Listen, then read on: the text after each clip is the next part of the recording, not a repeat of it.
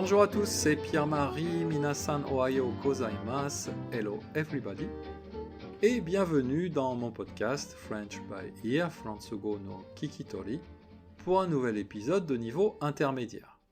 J'espère bien entendu que vous allez bien, moi je vais bien, mais je suis un peu énervé ce matin. Depuis quelques semaines, il y a beaucoup de travaux dans des maisons autour de mon appartement, et donc du coup ça devient très difficile de trouver un bon moment pour enregistrer le podcast. Donc je suis désolé, peut-être aujourd'hui il y aura quelques petits bruits de travaux en fond sonore, mais bien sûr je ne peux pas aller voir les ouvriers en leur demandant s'il vous plaît, est-ce que vous pourriez arrêter de travailler pendant une heure ou une demi-heure, juste simplement le temps que j'enregistre mon podcast.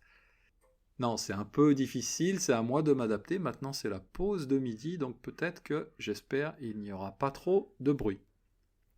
Avant de parler de la radio et même de la meilleure radio du monde, je voulais dire deux choses concernant mon podcast.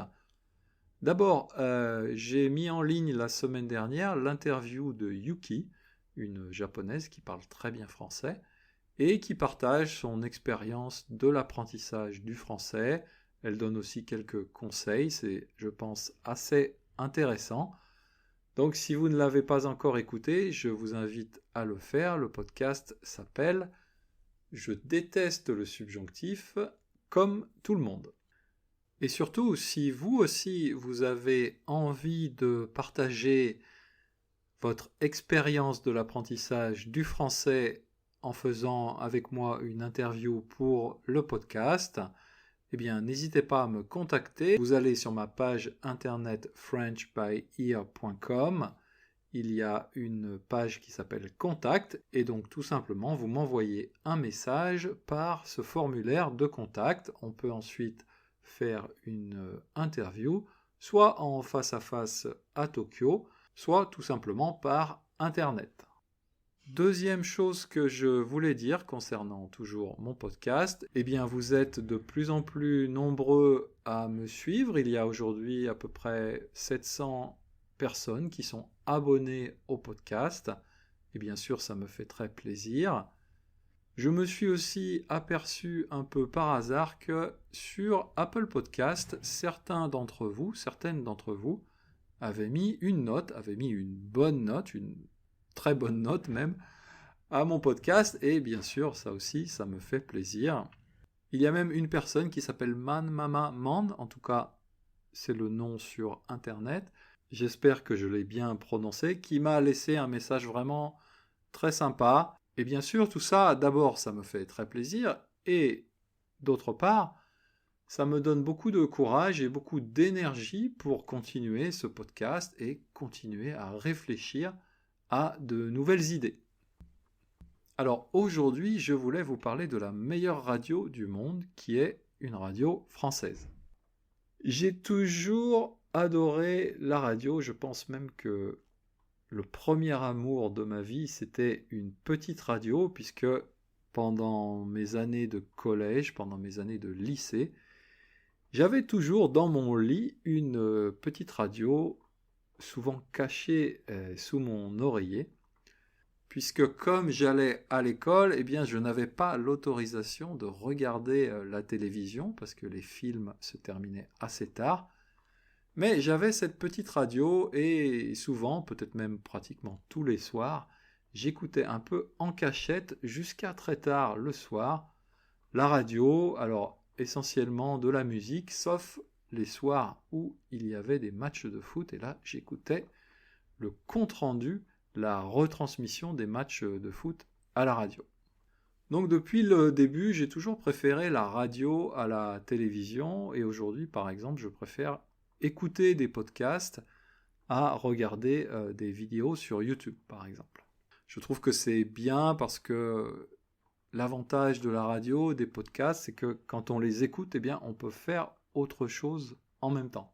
On n'est pas collé comme ça devant un écran, on peut faire beaucoup de choses, on peut aller se balader, on peut faire du rangement, on peut faire du sport, etc.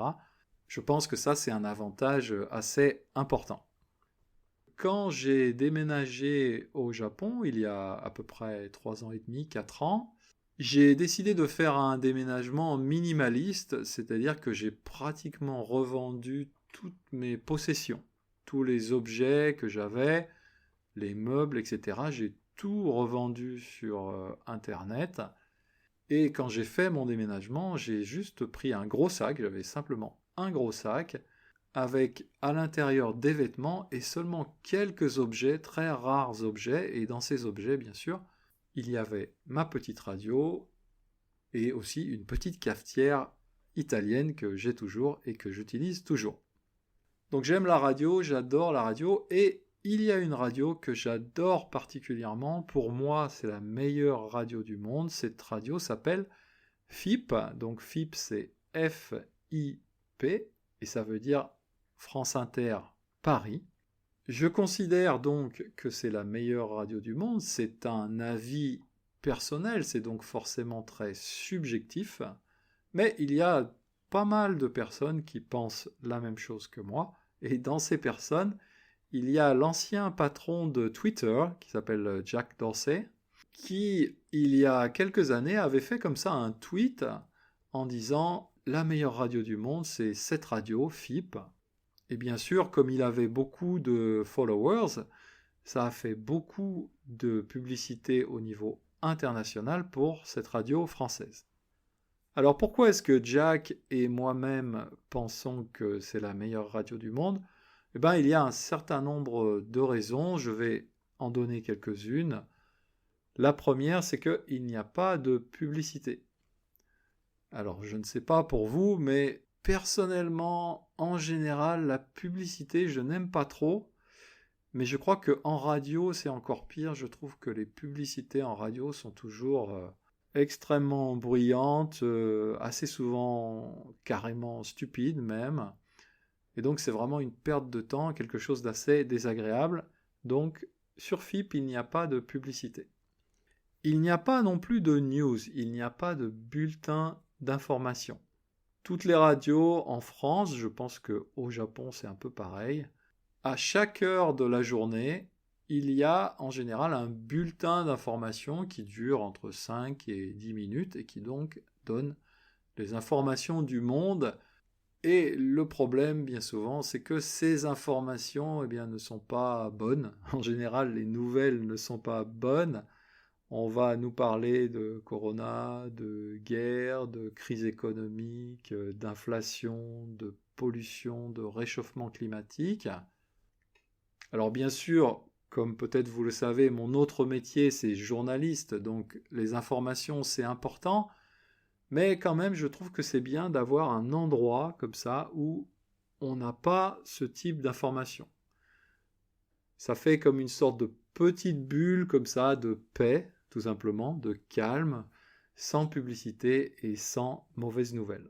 Donc pas de publicité, pas de news. Qu'est-ce qu'il reste donc sur cette radio ? Eh bien sûr, de la musique. FIP, c'est vraiment la radio musicale qui diffuse de la musique 24 heures sur 24 en continu. De temps en temps, il y a simplement une animatrice qui parle, mais en général, c'est assez rapide, ça dure 2 ou 3 minutes. Mais à part ça, c'est de la musique tout le temps. Et surtout, le point le plus important pour moi, c'est que FIP diffuse tous les styles de musique. En général, les radios se focalisent sur un style de musique. Vous avez des radios pour les gens qui aiment le rock, vous avez des radios pour les gens qui aiment le jazz, vous avez des radios pour les gens qui aiment la musique classique. Mais FIP, et pour moi c'est ça qui est génial, mélange absolument tous les styles de musique. Donc si vous écoutez cette radio pendant 1 heure, eh bien vous allez entendre des morceaux de rock, des morceaux de jazz, bien sûr de la chanson française, de la musique classique, du hip-hop, du funk, etc. Tous les styles de musique que vous pouvez imaginer sont diffusés sur cette radio. Pour moi, ça c'est vraiment un point très important, que ce soit en musique ou dans des tas d'autres univers de la vie. La variété, c'est quelque chose de très important pour moi. En cuisine, c'est pareil.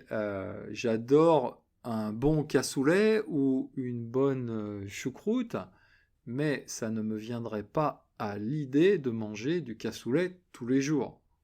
Donc je veux bien manger du cassoulet de temps en temps, mais aussi une petite salade, de la cuisine italienne, des pâtes, de la cuisine japonaise, des soupes, etc.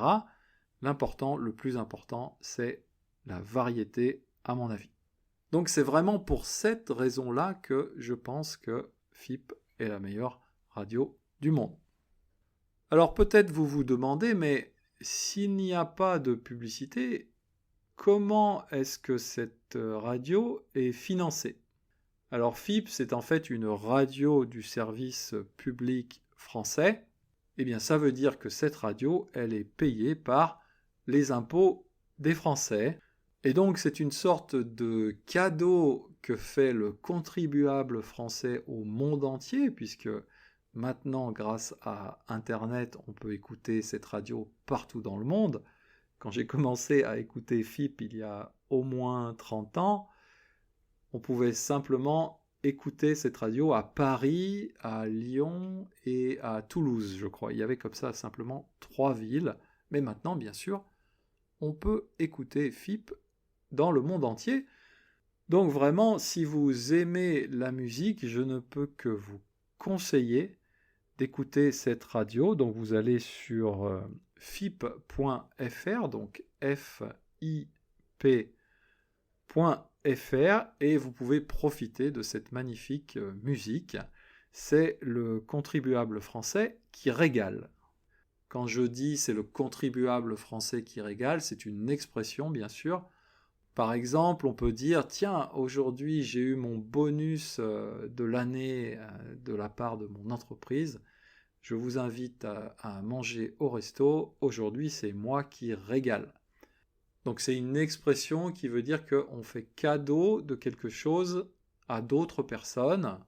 Alors maintenant, dans le français moderne, cette idée de régal, se régaler, c'est quelque chose qui est lié bien sûr à la cuisine et à la nourriture, mais au départ c'était un sens un peu plus large. Régaler tout simplement c'était offrir quelque chose d'agréable à d'autres personnes. Et d'ailleurs il reste un peu des traces de cette idée de cadeau dans l'espagnol ou dans l'italien, puisque en espagnol ou en italien, un regalo, ça veut tout simplement dire un cadeau. Voilà, c'est tout pour aujourd'hui. Alors, je vous en prie, régalez-vous, écoutez de la bonne musique toute la journée, allez sur FIP et faites la publicité autour de vous à vos amis de cette meilleure radio du monde française. Personnellement, ça me fait plaisir que cette radio soit française. On n'est pas les meilleurs du monde dans beaucoup de secteurs, mais je trouve qu'en radio, on est quand même pas mal du tout.